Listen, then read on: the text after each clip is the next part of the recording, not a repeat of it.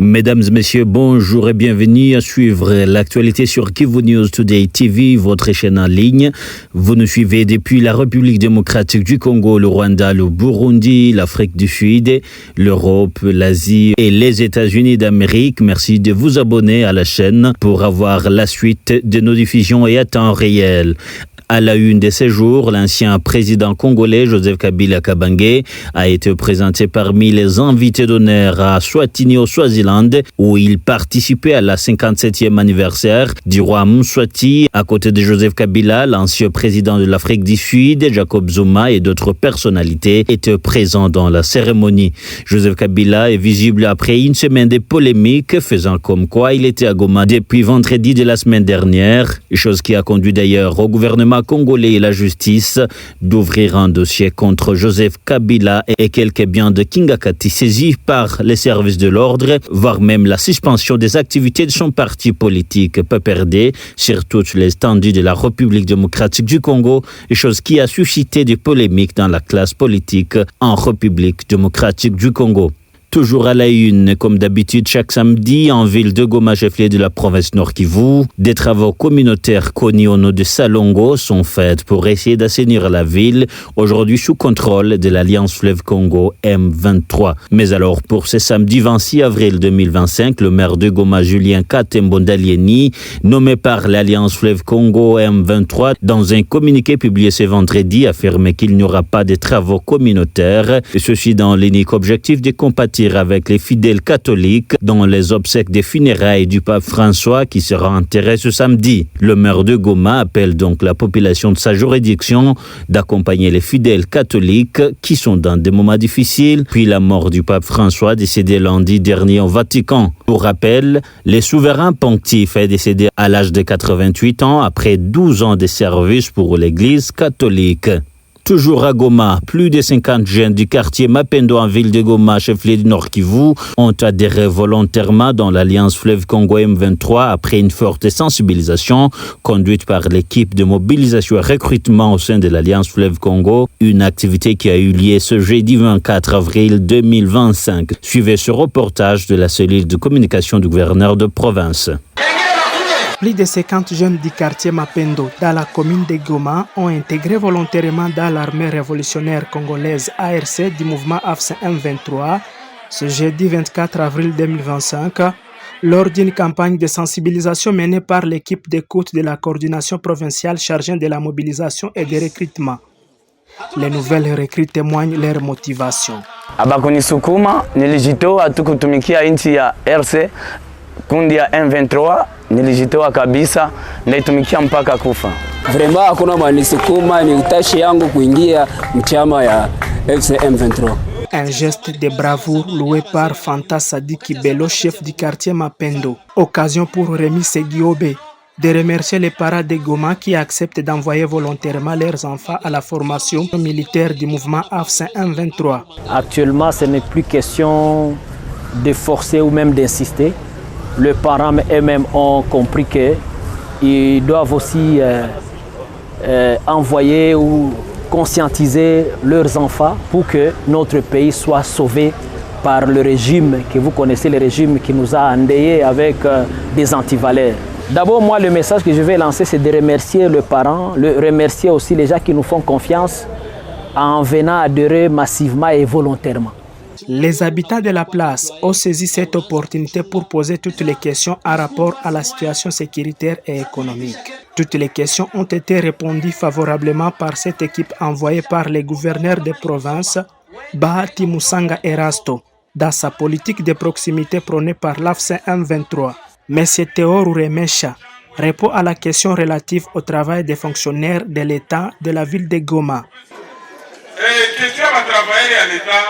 Batravailler agent de carrière à l'État, biko apolitique. Biko na loi yenye na régime yenye comme constitution ya nchi. Bien que constitution leo iko suspendu momentanément sur la situation, lakini agent wa l'État kwa kunyata ilaka. Mobutu alikuyaka ukatumika naye, Mobutu akaenda. Kabila pele akakuya ukaendelea tulikuwa agent wa mairie, ukaendelea tumika. Kabila fisi akakuya ukaendelea tumika. LCD akakuya ukaendelea na hii AFC nakuya nayo mutaendelea kutumika. Musiogope hata kitu kimoja. Signalons que l'ARC ne reçoit que les personnes qui ont la bonne moralité et âgées de 18 ans révolus. Toujours dans le même chapitre, plus de 300 jeunes du territoire de Nyiragongo viennent d'intégrer l'armée révolutionnaire congolaise ARC M23 du mouvement Alliance Fleuve Congo M23 au cours d'un meeting de mobilisation, sensibilisation et recrutement tenu ce vendredi 25 avril 2025 au bureau de la chefferie de Bukumu. Suivez ce reportage de la cellule de communication du gouverneur. Après le quartier Kasika, Ndosho, Keshero, Majengo et quartier Mapendo en ville de Goma, direction territoire de Nyiragongo, chefferie de Bukumu. Plus de 300 jeunes viennent d'intégrer dans l'armée révolutionnaire congolaise. C'est au cours d'un meeting de mobilisation, sensibilisation et recrutement tenu ce vendredi 25 avril 2025 au chef-lieu de la chefferie de Bukumu que les jeunes ont exprimé librement la volonté d'adhérer à l'ARC, l'armée de l'AFC M23, avec comme objectif d'apporter leur énergie aux côtés de leurs frères et sœurs militaires de l'ARC en vue de libérer les autres provinces de la RDC. Les nouveaux recrues ont dit Hapana, hakuna mtu mwenye amenikazi, mimi peke nimejisikia ile mwito ya kusema niende kwa jeshi. Chama chetu ni nguvu sana, chama chetu kina nguvu sana. Kwanza kwenye mweta de siege mimi balinipigaga kwanza nikalumiaka na nikavunjikaka sana. Kwa leo mimi nimesikia na mimi niende mojeshi ya mupya. Hakuna mali nikaza ni mimi peke nimesikia volontairement mimi peke ni ine mkazi ya jeshi. Le chef de la chefferie qui s'est dit satisfait de cette mobilisation a traduit l'attachement de l'AFC M23 qui prône une administration de proximité. Le Mwami Boutiti Kahembe Isaac félicite ses administrés. Oui, c'est dans le cadre de la politique de proximité. Pour ceux qui sont vigilants avec ce que nous faisons pour le moment, nous estimons que le dénominateur commun de toute autorité, c'est le peuple, c'est le bien-être de la population. Et c'est pour ça que nous avons entamé avec cette politique de proximité pour que la population se sente vraiment concernée. L'administrateur du territoire n'est pas un reste. Ephraim Kabacha reste très déterminé à mobiliser encore des centaines de milliers de jeunes en territoire de Nyiragongo. C'est-à-dire la population place confiance à notre professionnalisme, à la manière dont notre armée se comporte. C'est ce qui motive plus le parade de Nyiragongo de pouvoir envoyer et sensibiliser les jeunes garçons, de pouvoir nous rejoindre. Franchement, personnellement, je suis tellement content de voir cet engouement d'aujourd'hui et je pense que nous allons continuer ainsi. Nous avons la vision de réaliser une brigade d'éléments, plus de 3000 éléments qui doivent provenir d'ici à Nyiragongo, qui doivent participer à la révolution, au changement de la mauvaise gouvernance qui nous a été imposée par Kinshasa. L'homme le plus heureux, c'est Gafi Chisemi Kore, coordonnateur en charge de la mobilisation, sensibilisation et recrutement. Il a encouragé ces jeunes et parents qui se mobilisent pour intégrer l'armée de l'AFC M23. Sasa gouvernement walomba kitu moja. Musaidie jeshi. Musaidie jeshi na mko mnajisaidia. Jeshi iko na kazi nguvu sana. Mimi nawaza kitu ya maisha ya watu haiko kitu ya kuchezea. Na haiko kitu ya kusema vile unataka. Ni kitu ambayo unapasha kukua kuheshimia. Une ambiance manifestée sur place, ces jeunes qui allongent ainsi les effectifs de l'ARC à la tête le général Sultani Makenga, c'était avant de recevoir la bénédiction de leurs parents et prendre la route pour le centre de formation.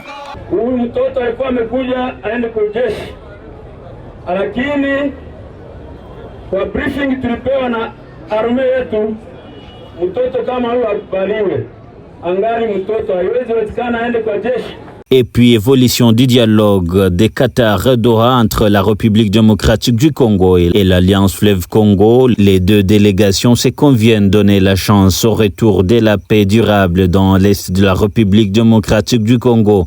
Dans un communiqué, ce dernier indique deux parties réaffirment leur engagement en faveur d'une cessation immédiate des hostilités, le rejet catégorique de tout discours de haine et d'intimidation et appelle toutes les communautés locales à respecter ses engagements. Les deux parties conviennent du respect des engagements précités. Selon le même communiqué, ce dialogue portera sur les causes profondes de la crise en cours ainsi que les modalités pour mettre fin au conflit dans les territoires de l'Est de la République démocratique du Congo. Et pour en savoir plus, nous recevons M. Denis Cicero, analyste politique indépendant de la ville de Goma au Nord Kivu, qui a répondu aux questions de Kivu News Today TV de cette manière.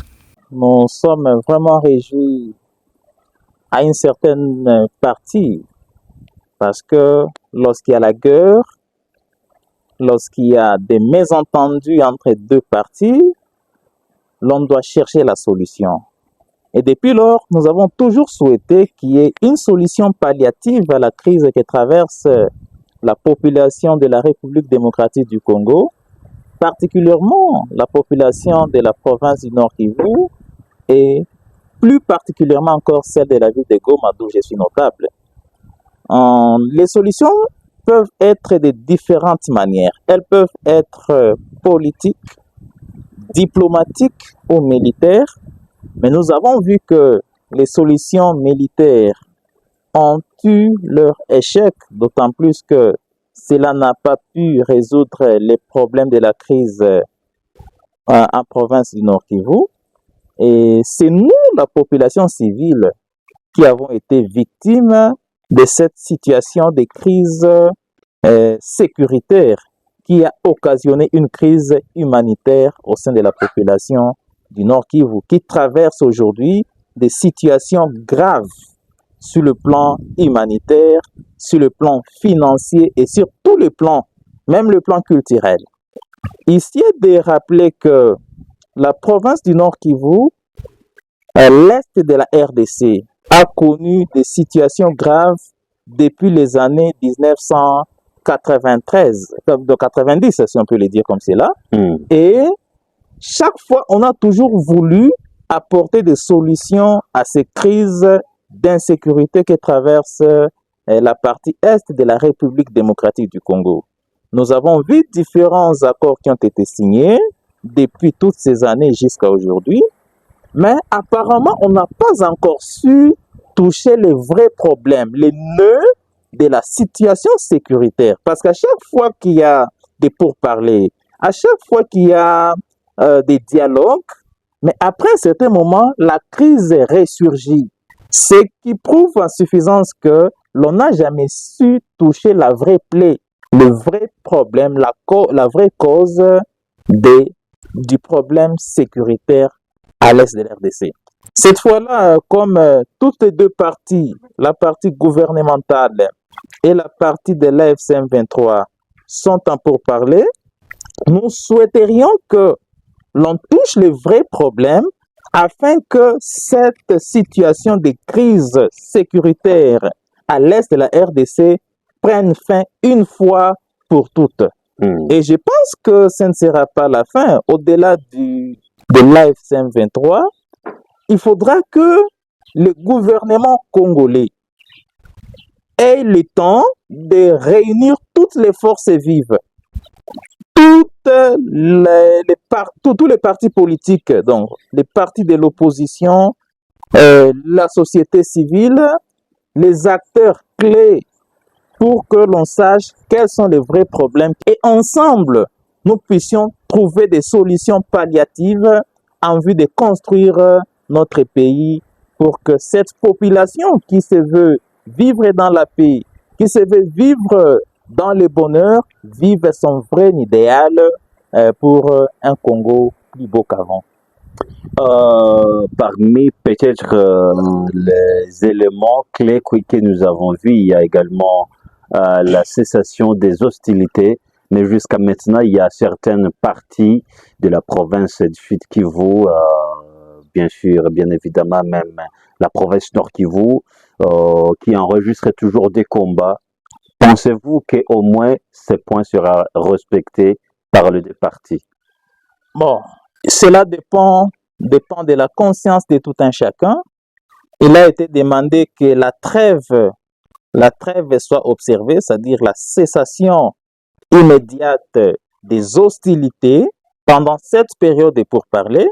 Et toutes les deux parties en conflit se sont convenus et ont accepté qu'ils vont observer cette trêve et je crois que ça pourra aller et que toutes les deux parties, chacune dans sa partie, cherche à respecter cette trêve en attendant que l'on trouve des solutions.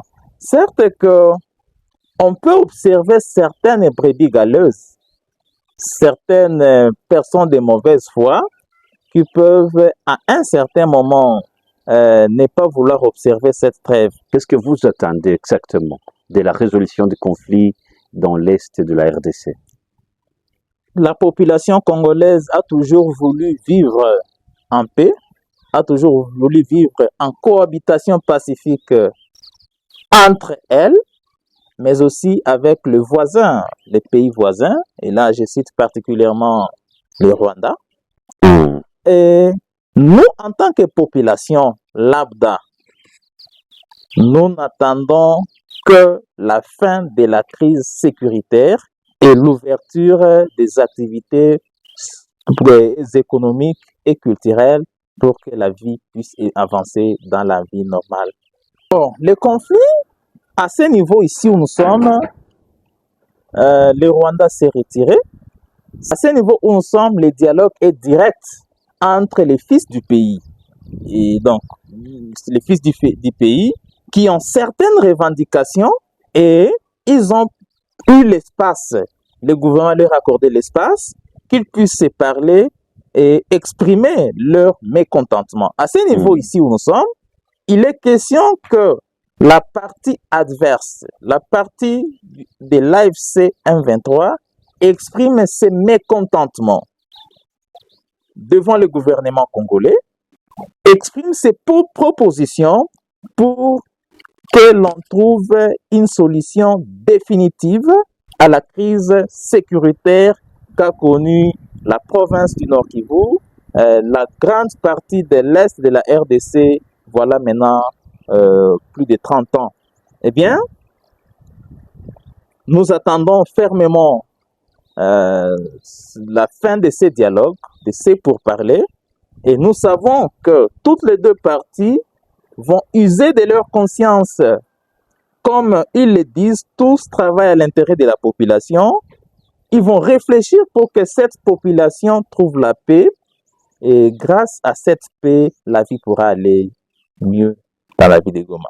Et bien même, nous ne pouvons pas manquer à remercier toutes les organisations internationales qui se mettent à chercher la solution à cette crise.